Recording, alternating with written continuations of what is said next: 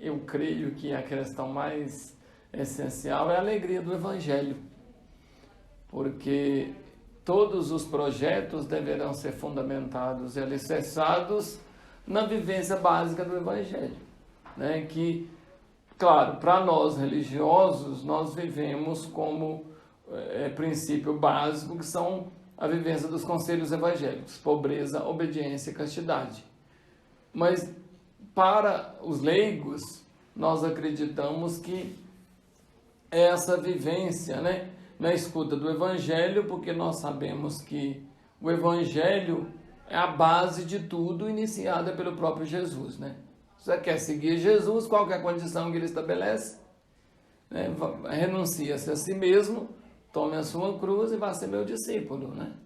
Então eu acho que isso consiste a grande alegria, né, da igreja, de todos os trabalhos, né, de todos os serviços, que dentro da perspectiva cristã, nós acreditamos que é a mesma motivação que motivou São Francisco, né, de viver a alegria na pobreza, né, no desprendimento de tudo, não ter nada para com, né, de bens, renunciar a todas as coisas, inclusive, né, o projeto de São Francisco era, né, para com seus irmãos a construção da fraternidade. Vocês também, né, têm como esse princípio, né, que é a questão de um projeto comum partilhado, vivido, né, em fraternidade, né, entre irmãos, nessa perspectiva de preocupação, de construção de uma vida comum com os outros, né? Porque não é um projeto seu,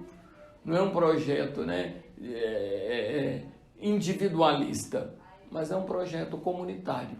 Então eu creio que quando Jesus propôs isso para aquela primeira comunidade, um dos elementos essenciais é a construção de um projeto em fraternidade, em comunidade.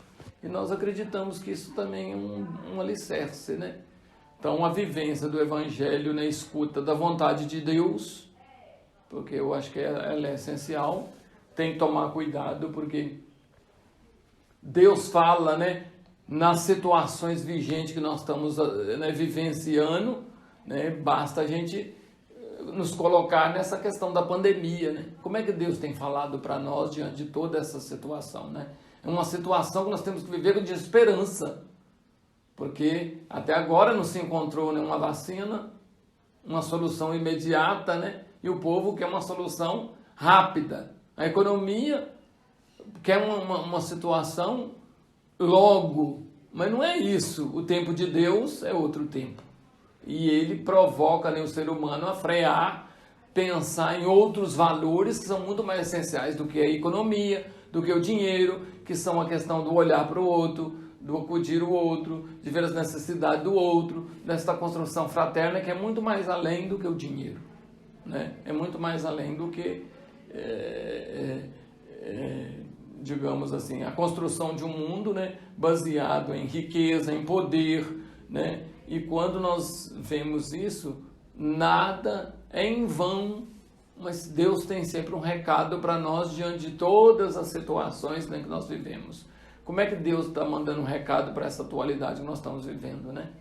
Então, até para a igreja é um sinal, né? Quantas vezes muitos de nós pecamos porque às vezes nós queremos viver nossa função, né, simplesmente em função de administrar, né? Acho que essa é uma grande preocupação também do Papa Francisco, né? Que a gente seja bons pastores, né?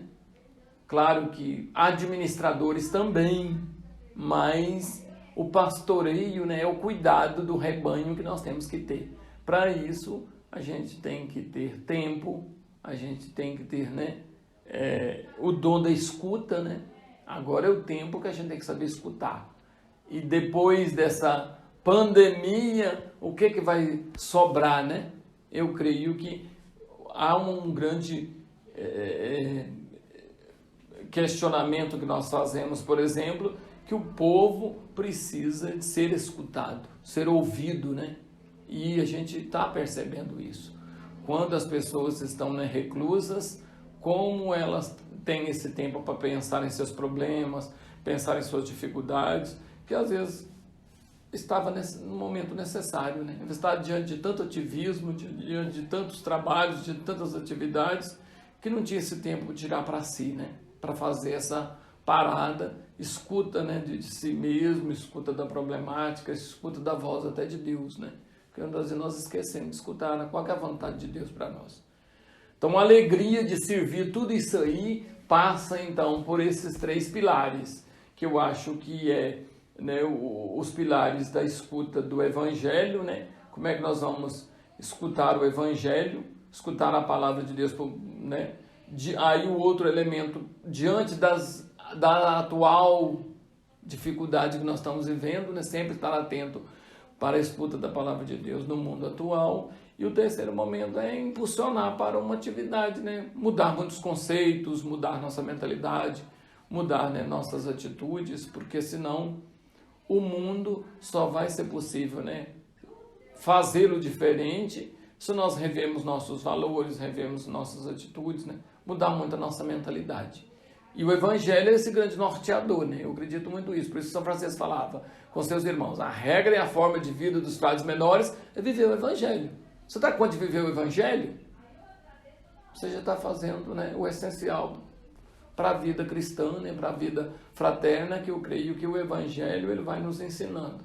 Como que nós vamos viver, né, os apelos de Deus, né, na nossa vocação, na nossa vida de leigos, né, consagrados ou não, na nossa vida de profissionais ou não, né? Então isso é essencial. Então eu acredito muito que, né, todos os projetos ele tem como base isso, que exige de nós muita renúncia, muita escuta, para que a gente reveja então, né, todas as nossas atitudes para uma consequência prática, né, na nossa vida, de fazer um mundo melhor, um mundo mais diferente. E todos esses impulsos que nós temos experimentado, é muito interessante que como tem multiplicado as comunidades de vida com esses princípios, né, que eu creio que é escuta da palavra de Deus, escuta dos desafios atuais, né, frente a uma prática também social, né, uma prática de caridade, né, fundamental para a vida cristã, como diz a Carta de Santiago, né, a fé sem obra é mortas, né, então não adianta nós vivemos, né, um cristianismo sem ter uma atitude prática, né, então ela é essencial. E o desafio que vocês, né, enquanto comunidade de vida também, né, enquanto fraternidade, é o desafio de trabalhar com a juventude, né? Que eu creio que é o ponto essencial, que às vezes nós, enquanto igreja, instituição, nós não estamos conseguindo mais recuperar aqueles trabalhos com a juventude, né? Mesmo sendo prioridades, mesmo o Papa Francisco tem insistido muito, né, nas grandes jornadas mundiais, né, que ele tem convocado os jovens para a oração, em primeiro lugar, para a vivência, né, e a gente vê que os jovens têm se prontificado a isso, mas é um grande desafio alcançar essa juventude que não está, às vezes, mais nas igrejas, não estão mais nos grupos de jovens, não estão mais, às vezes, dentro, né, das nossas comunidades, né.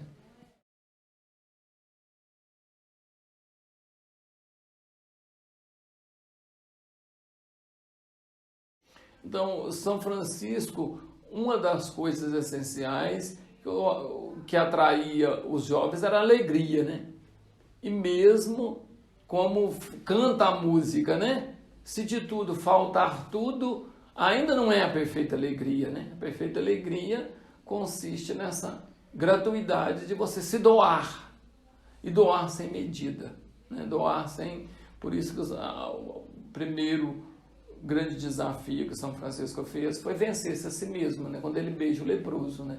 Quando ele encontra-se com o leproso, vence a si mesmo para depois, então, viver um projeto para com os outros, para com, né, os pobres. E a gente sabe que isso é essencial, né? Então, todo o projeto também que vocês têm enquanto grupo, né, enquanto serviço à comunidade lá, com os mais carentes, isso é um grande sinal, né, para a juventude. Isso vai fazendo com que também, eu acho que atraia outros jovens, atrai outras pessoas, como atraiu muitos jovens no tempo de São Francisco, né?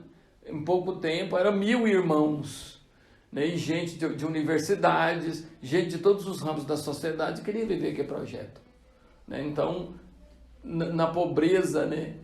Por não ter nada, na alegria de viver essa pobreza, né? E de viver que nós não precisamos de muita coisa, né? Para a gente ser feliz, para a gente realizar a vontade de Deus. Não precisa de muitos projetos, né? Não precisa de grandes estruturas, né? São Francisco sempre questionava isso. Podemos, inclusive, né, bíblico, faça pouco, mas faça bem, né? O que você estiver fazendo. Então, eu creio que nessa dinâmica que isso atraía, né? E continua atraindo, porque quando a gente fala que São Francisco até hoje, né, atrai as pessoas do nosso tempo, é porque essa espiritualidade ela vai além, né, de muitas estruturas que nós vivemos hoje.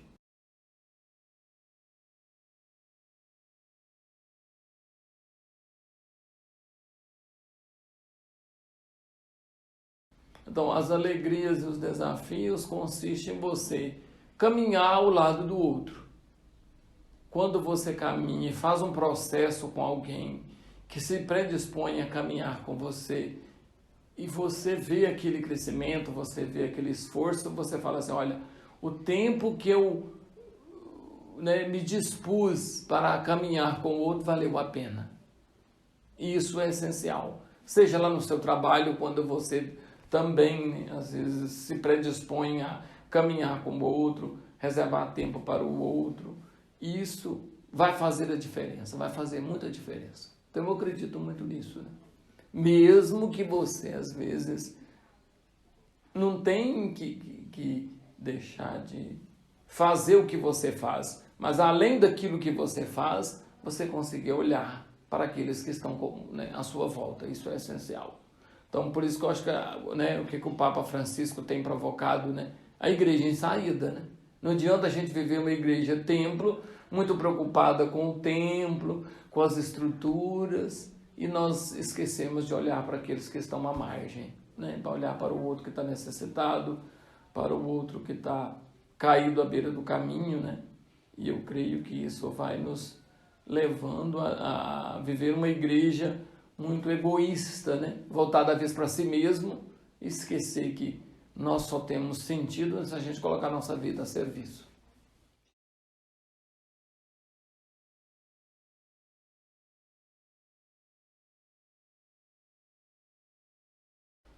Não, o conselho que eu dou para o grupo, como a gente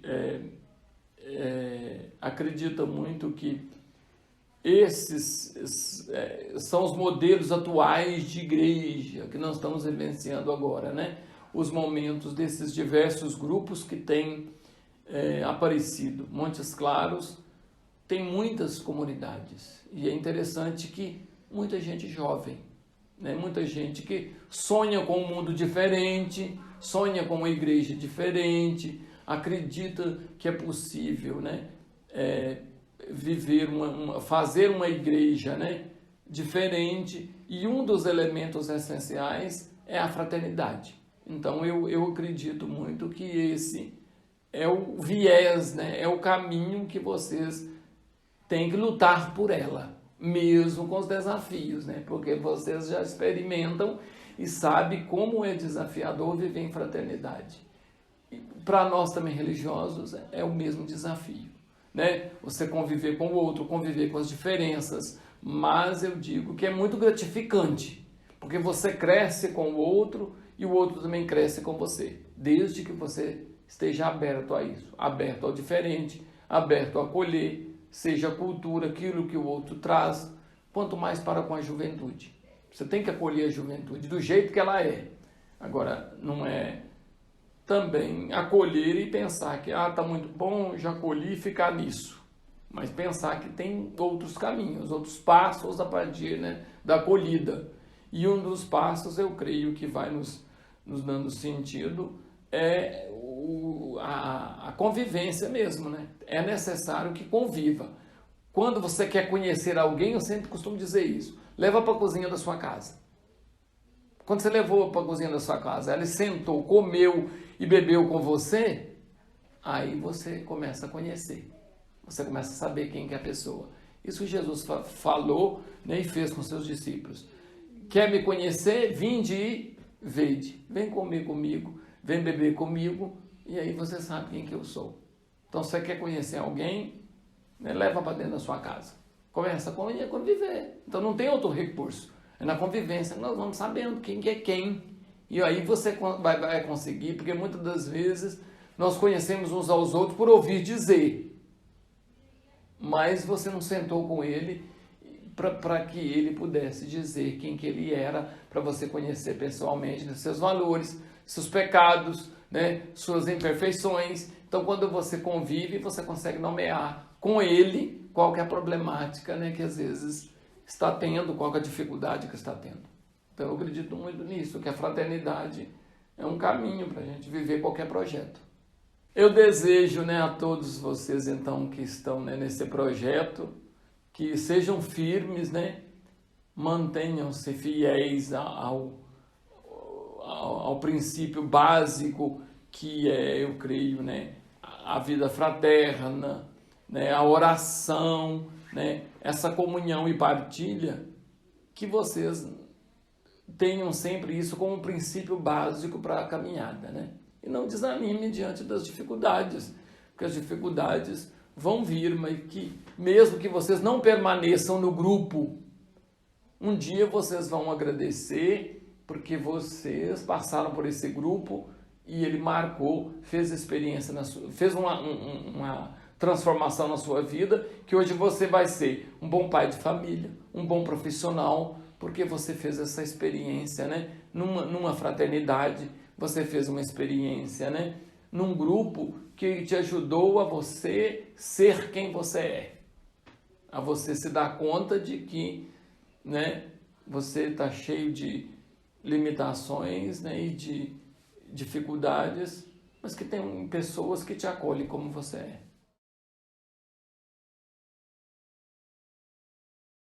O Senhor esteja convosco. Ele está no meio de nós. O Senhor vos abençoe e vos guarde. Amém. O Senhor vos mostre a sua face e se compadeça de vós. Amém. O Senhor volva o seu rosto para vós e vos dê a paz. Amém. Abençoe-vos o Deus todo misericordioso, Pai, Filho e Espírito Santo.